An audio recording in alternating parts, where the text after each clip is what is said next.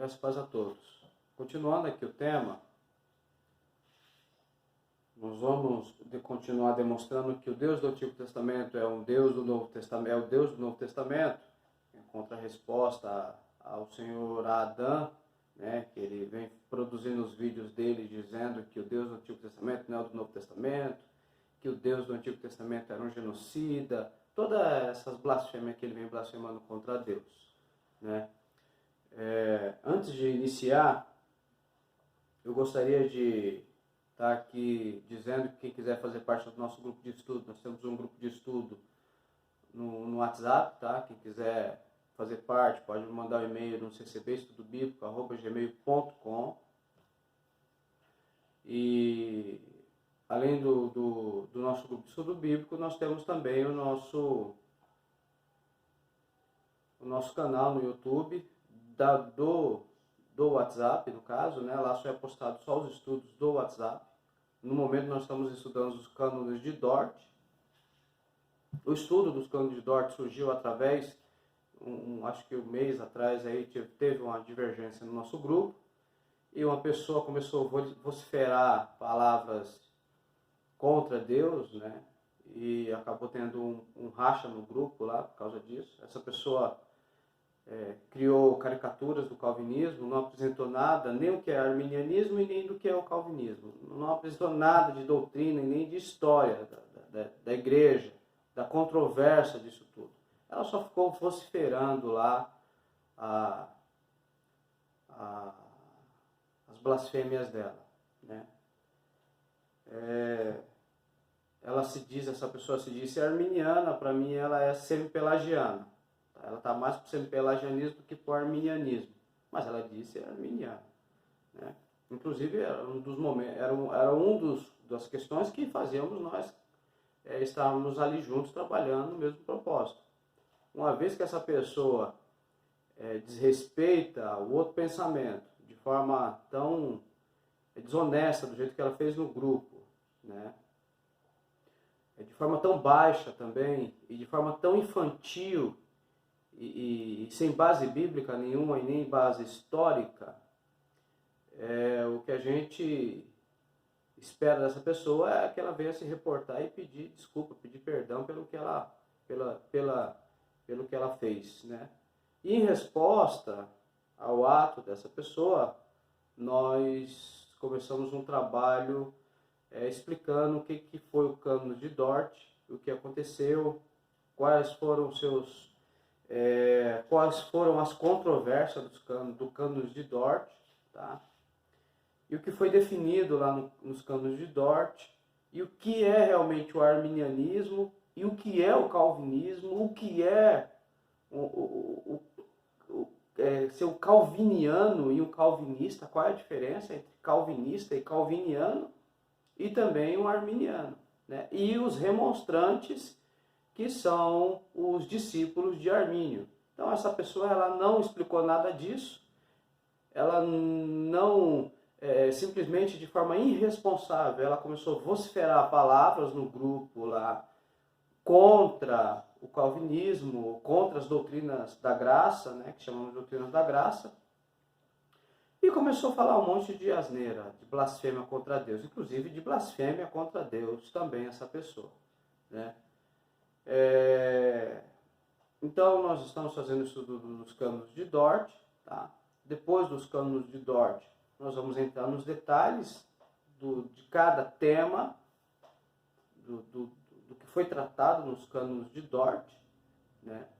E quem quiser saber mais o que é os cânonos de Dort, o que é o arminianismo, o que é o calvinismo, então nos acompanhe, se inscreva no outro canal, Fundamentos da Fé Cristã, eu vou deixar aí embaixo aí na descrição do vídeo, eu vou deixar o link. Se quiser fazer parte do nosso grupo de estudo, pode fazer parte do nosso grupo de estudo, tá? Então é muito bom, irmãos, é muito bom para vocês aprenderem, para vocês crescerem espiritualmente. O objetivo aqui não é ter seguidores, ter muitos seguidores, tá? O objetivo aqui não é fazer nada que agrade as pessoas para obter seguidores.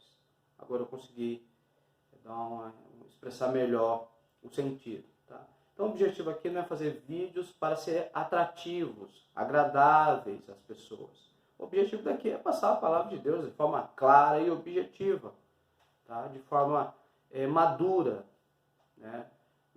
De forma que as pessoas venham entender e compreender o que é o Evangelho. Então esse é o objetivo do canal e também de refutar os erros, os enganos. Como se trata de um canal apologético, ele se trata justamente dessas refutações, inclusive dessa refutação dessa pessoa aqui, que através dos nossos estudos nós vamos demonstrar o que foi expor o que foi os canos de Dort e demonstrar o que é a doutrina da graça. Tá? Uma vez falando sobre isso, nós vamos voltar ao tema, que é justamente as aparições teofânicas de Deus no Antigo Testamento. E lembrando que o senhor Adão, ele vem aí também falando palavras de blasfêmia contra o Deus do Antigo Testamento, que é o mesmo Deus do Novo Testamento. Deus não muda, ele é imutável, é o mesmo ontem, hoje, eternamente. Ele, com o seu deísmo, com o seu universalismo, com o seu liberalismo, com todos esses ismos que ele carrega ali na sua base ideológica, não posso nem chamar de teológica, mas ideológica, vem aí blasfemando contra Deus. A questão toda, a gente percebe que o senhor Adão, ele não é um nascido de novo, ele não nasceu de novo. Por que ele não é nascido de novo? Porque ele não carrega em si as marcas do novo nascimento. Tá? Então, se não é um nascido de novo, ele automaticamente não é um verdadeiro cristão. Tá? Então, eu não posso chamar ele de irmão. Eu estaria sendo hipócrita aqui. Eu não sou hipócrita. Então, se eu chamar ele de irmão, eu estaria sendo hipócrita aqui. Ele merece todo o meu respeito como pessoa, como cidadão, como ser humano, né? Mas eu não posso tratá-lo como irmão em Cristo. Por quê? Porque ele não defende o Evangelho, ele é contra o Evangelho da graça, ele é contra a palavra de Deus, as Sagradas Escrituras, né? Ele faz algumas citações quando essa lhe convém fazer. Então ele usa a Bíblia como lhe apraz. Ele usa a Bíblia para atacar a Bíblia mesmo. E ele usa a Bíblia quando essa dá, supostamente, dá base para suas ideias. Então ele manipula, ele fala dos mestres da Congregação Cristã no Brasil, os líderes da Congregação Cristã no Brasil, que manipulam as pessoas através do misticismo, através da alienação religiosa. Mas esse senhor Adão, ele vem fazendo a mesma coisa, né? Ele vem manipulando a Bíblia, né, ao seu bel prazer, para daí então criar suas ideias ou dar ênfase e consolidar suas ideias e angariar pessoas que estejam dispostas a seguir as suas convicções ideológicas, tá bom? O problema todo, pessoas são enganadas, ele mesmo, ele é uma pessoa que é enganada pelos demônios, por Satanás, né? Que ele se arrependa dos pecados dele, né? E todos os que lhe seguem também, e também dessa seita religiosa chamada Congregação Cristã no Brasil, que todos esses também venham se arrepender dos seus pecados e se convertam ao verdadeiro cristianismo e saiam da religiosidade humana e dentro dessa seita diabólica, né? Procuram a igreja bíblica para aprender o que a Bíblia ensina e serem verdadeiramente salvos, tá? Ouvindo o verdadeiro evangelho, nascendo de novo e vivendo um verdadeiro evangelho. Tá? Para Deus tanto faz. Para Deus nada é impossível. Se eu disser assim, é mais fácil Deus salvar esse pessoal, o Adão e os seus seguidores, do que o pessoal da Congregação Cristã no Brasil, eu estou dizendo que Deus ele é mais capaz de fazer algo ou não. Então, para Deus nada é impossível. Porém, no entanto, os que estão mais próximos de Deus, por incrível que pareça, é o Adã e os seus seguidores do que os da Congregação Cristã no Brasil. Os da Congregação Cristã no Brasil são hereges, tá? Então, são hereges que se apostataram da fé, defendem o seu sistema religioso como a forma de salvação. Então, a forma de salvação é o sistema religioso e não a graça soberana de Deus, dada através da morte pela crucificação do seu filho. Então, a graça é o próprio sistema religioso. Então, eles se apostataram da fé e estão esperando ser salvos mediante a filiação ao seu grupo religioso. Esses aí já estão condenados logo de cara ao inferno. Pelo simples fato deles não crerem na morte de Cristo, né? Pelo simples fato deles acharem que precisa ser fiel até o fim para serem salvos, e pelo simples fato deles acharem que serão salvos mediante a filiação ao seu grupo religioso. Então, essas pessoas já estão condenadas ali. São pessoas enganadas pelos demônios. Esses líderes religiosos são homens que estão sendo usados pelos demônios, tá? Esses homens não têm Deus, nunca nasceram de novo, não adianta vir com conversinha furada. O que vale para mim é o que a Bíblia fala, o que é que eles pregam. Quando eu julgo que eles pregam à luz da Bíblia, todos eles são reprovados, mentirosos, falsos profetas, falsos mestres, filhos do inferno, filhos da perdição, como a Bíblia fala. E todos esses que seguem esses falsários, vão para o mesmo lugar, tudo para o inferno, tá bom? Só existe dois lugares eternos, ou céu ou inferno, não existe meio termo, né? A igreja, só se você for católico e achar que existe aí o purgatório, aí já é outra questão, mas biblicamente não existe purgatório, então existe o céu e o inferno, ou você vai para o céu, ou você vai para o inferno, acabou, ponto, entendeu? Então, por que essas pessoas ainda que blasfemam contra Deus estão mais próximas de Deus? Porque essas pessoas, muitas delas se consideram pecadores. Enquanto os da Congregação Cristã no Brasil, eles não acham que são pecadores. Eles se acham santos, são santarrões, né? E por isso, como a palavra pecado também saiu do meio deles, então essa palavra acaba soando como algo pejorativo para eles, e é como se fosse um câncer a palavra pecado. Então eles tiraram do meio da igreja. Como a igreja que prega a Cristo não fala da palavra pecado? Não existe isso. Não existe. Nós só se arrependemos dos nossos pecados quando eles são confrontados com a verdade de Deus. Então tem que expor que o homem é um pecador. Apesar que muitos desses grupos aí que se apartaram, o homem em si não querem que os seus pecados sejam expostos, né?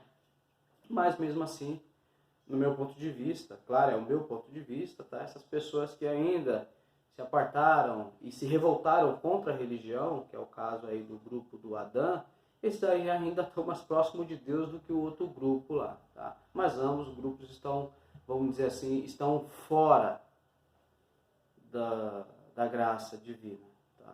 Daquilo que salva verdadeiramente, o verdadeiro evangelho.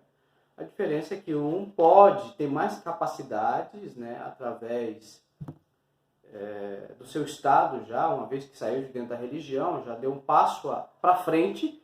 Está dentro dessa religião é dar um passo para trás. Está fora dessa religião, ainda que esteja no mundão, é dar um passo para frente, tá? Está dentro dessa seita religiosa, é você estar com os dois pés afirmados no inferno. E sair dessa seita, ainda que você esteja fora dela, não reconciliado com Deus, é você ter dado um passo a mais fora do inferno. Mas quem está lá dentro já está com os dois pés afirmados no inferno. Tá bom? É pesado, né? Mas essa é a realidade, tá? Então, sai de dentro dessa seita maldita, se converta a Cristo, deixe de ser um religioso, porque o que lhe espera é o inferno se você não for um cristão verdadeiro. Se você não se converter dos seus pecados, sectário, alienado, se você não se converter a Deus verdadeiramente, se é apenas um religioso, você vai para o inferno maldito, tá bom? Então você vai para o inferno, você é filho de maldição, então seja um filho das bênçãos de Deus. De que forma? Se arrependa dos seus pecados. Confesse Cristo como seu único Salvador. Creia unicamente no sacrifício de Cristo e só nele para ser salvo. E viva o verdadeiro evangelho da graça. Tá bom? A graça não é a sua instituição. A graça é o que foi dado ao homem através da boa vontade de Deus. Isso é graça, favor imerecido. Todos nós merecemos o inferno. E Deus quis nos salvar mediante a vinda do seu Filho, o envio do seu Filho na terra. É isso que é graça. Quando você diz que a instituição é uma graça, você está dizendo que foi a instituição que encarnou, foi a instituição que morreu na cruz, foi a instituição que ressuscitou e é a instituição que está à destra de Deus Pai, meu. Que loucura é essa? Vamos lá. Então, o Deus do Antigo Testamento é o Deus do Novo Testamento. Vamos ver aqui, vamos ler Gênesis 32, a partir do versículo 22. E levantou-se aquela mesma noite e tomou as suas mulheres e as suas 2 servas e os seus 11 filhos e passou o val de Jaboque. Esse aqui é Jacó, tá? E tornou-os a fê-los passar o ribeiro.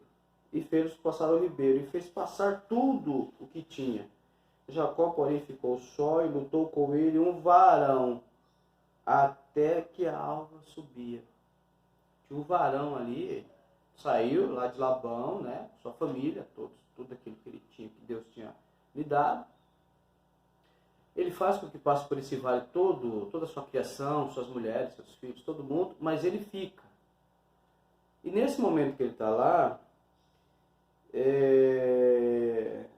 ele começou a lutar com um varão. Até aí, então, ele não sabia quem era. Pelo que tudo indica que ele não sabia quem era. Tá?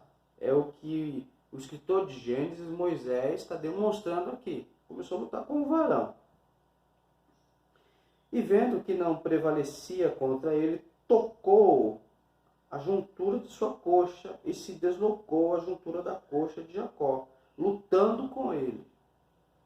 E disse, deixa-me ir, porque já a alva subiu, porém ele disse, não te deixarei ir, se me não abençoares. Ele entendeu que aquilo ali era algo sobrenatural, mas eu acredito que pelo que está sendo relatado aqui, ele não sabia quem era, com quem ele estava lidando, né? Mas ele se agarra e diz, se tu não me abençoar, eu não te solto. Aí ele vai dizer, e disse-lhe, qual é o teu nome? E ele disse, Jacó. Então disse, não se chamarás mais teu nome Jacó, mas Israel. Pois como príncipe lutaste com Deus. Quem está dizendo isso? Era o varão que estava ali lutando com Jacó. Tá? Lutaste com Deus. O teu nome agora é Israel, pois como príncipe lutaste com Deus. E com os homens e prevaleceste. E Jacó lhe perguntou e disse, dai-me, peço-te a saber o teu nome. E disse, por que perguntas pelo meu nome? E o abençoou ali. Ele queria saber qual era o nome, mas ele não falou. Ele tu lutaste com Deus, perguntou qual era o nome, ele não disse qual era o nome. E aí Jacó, no versículo 30, e chamou Jacó o nome daquele lugar, Peniel, porque disse, tenho visto a Deus, face a face, e aí minha alma foi salva. É o que Jacó relata. Ele viu Deus face a face e a alma dele foi salva. Né? Ele percebeu que a alma dele foi preservada. Né? Toda pessoa que tem um encontro com Deus, quando a gente vê na Bíblia, pessoas que têm um encontro com Deus e se espanta e sempre diz, nossa, eu vi Deus, eu tive isso com Deus e eu não morri. Né? Interessante que hoje as pessoas dizem que vê Deus, que Deus apareceu, que Deus falou e que Deus disse isso e aquilo, mas não tem não desperta esse sentimento aqui. Então ele diz que viu Deus face a face. Né? Quem era esse? Não pode ser o Pai. Esse aqui é o Filho, antes da encarnação, Jesus Cristo, antes da encarnação, aparecendo para Jacó, lutando com Jacó, mudando o nome de Jacó para Israel, e Jacó reconhecendo que aquele era Deus, que ele tinha lutado face a face, tinha visto face a face, né? E que a sua alma foi salva, né? Foi preservada. Então, nós vamos parar aqui, é mais uma passagem sobre o tema, tá? Nós estamos vendo aqui justamente as teofanias, né? As aparições de Deus, as manifestações de Deus antes da encarnação, e demonstrando que o Deus do Antigo Testamento é o Deus do Novo Testamento. Que o Deus do Antigo Testamento é o Cristo do Novo Testamento. Porque esse que aparece aqui é o Cristo antes da encarnação, Senhor Adão. Então, o que a gente espera, na verdade, é que todos vocês cheguem ao arrependimento. É nisso que consiste a pregação e a exposição do Evangelho. Né? Não são apenas refutações. Nem o Senhor Reinar, quantas das vezes ele me respondeu nos comentários, eu falei para ele: se arrependa dos seus pecados, desfaça tudo que você fez. Você não entendeu a blasfêmia que você falou? Você não entendeu o estrago que você fez dizendo que a Bíblia não é a palavra de Deus? Você não está entendendo o tanto de pessoas que você está apostatando da fé por causa disso, meu amigo? Você não está entendendo? Então se arrependa dos seus pecados, desfaça tudo que você falou, que eu te aceito como irmão na fé. Mas ele é soberbo, arrogante, e ele vai à perdição. E vai enganar um monte de pessoas com seus discursos perversos. Né? São indivíduos que não têm seriedade com a palavra de Deus. Né? E quando eu falo seriedade, não são apenas palavras sérias, mas serem fiéis aos textos bíblicos. E quando expor algo, expor ambos os lados e demonstrar o que a história fala, o que a ortodoxia fala, o que a Bíblia fala, para daí então ser fiel à palavra de Deus. É o que todos devem fazer, ser fiel às Sagradas Escrituras. Tá bom? Depois que a gente se afirma nas verdades de Deus, que está nas Sagradas Escrituras, nós não queremos mais nada. Não adianta a conversinha furada, não adianta isso, aquilo. Não, o que importa para nós é o que a Bíblia fala. Tá? O que importa para nós é expor a palavra de Deus.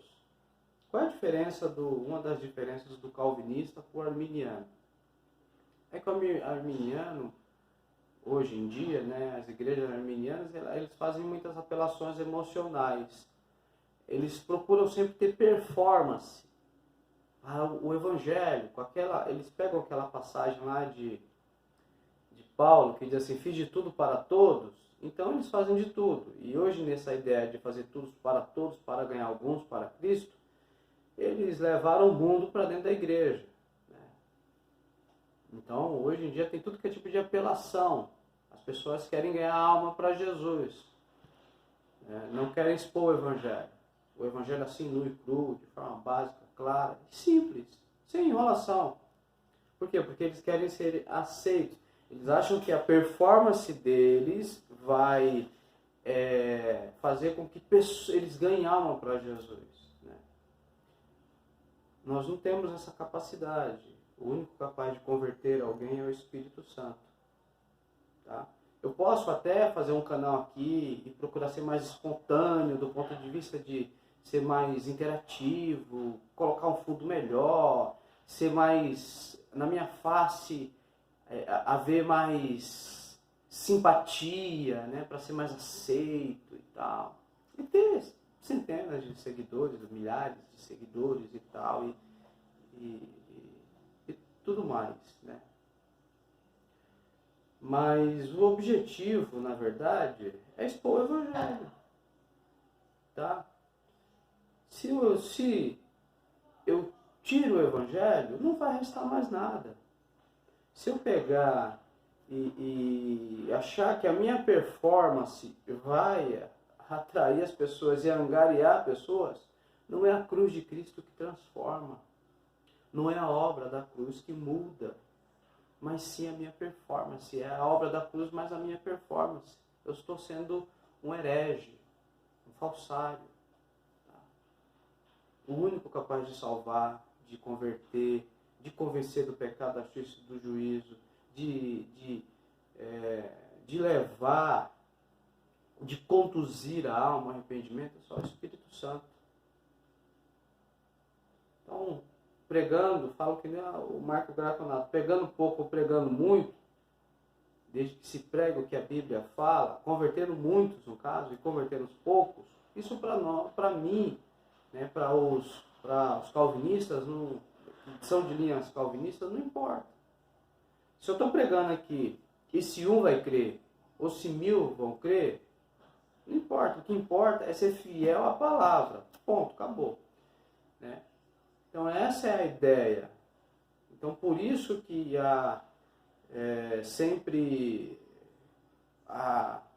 o foco é expor a Bíblia, é expor a palavra de Deus, é demonstrar o que a Bíblia fala.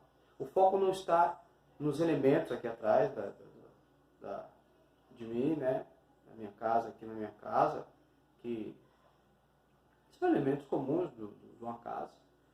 Né? O foco não está na minha dinâmica, na minha performance. Não, o foco está em simplesmente expor o que a Bíblia fala. Acabou. E quem irão crer?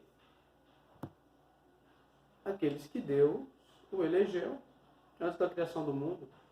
Aqueles que foram dados ao Filho através do Pai. É isso que a Bíblia fala. Quem são esses? O Senhor conhece que são seus. Eu não sei. Não sei. Eu só sei de uma coisa. O Evangelho verdadeiro chegará a todos os que hão de crer no Senhor. Os que lhes serão dado fé para crer. E esses serão salvos. Quem são eles? Eu não sei. Tá?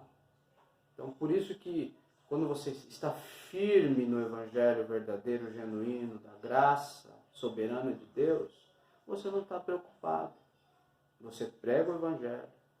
A sua preocupação é ser fiel à palavra. E não em ser agradáveis aos olhos ou às pessoas. Não. É ser fiel à palavra de Deus.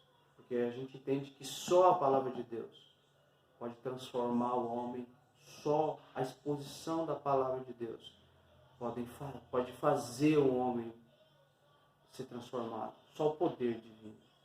Através da pregação, da palavra da fé. Mais nada.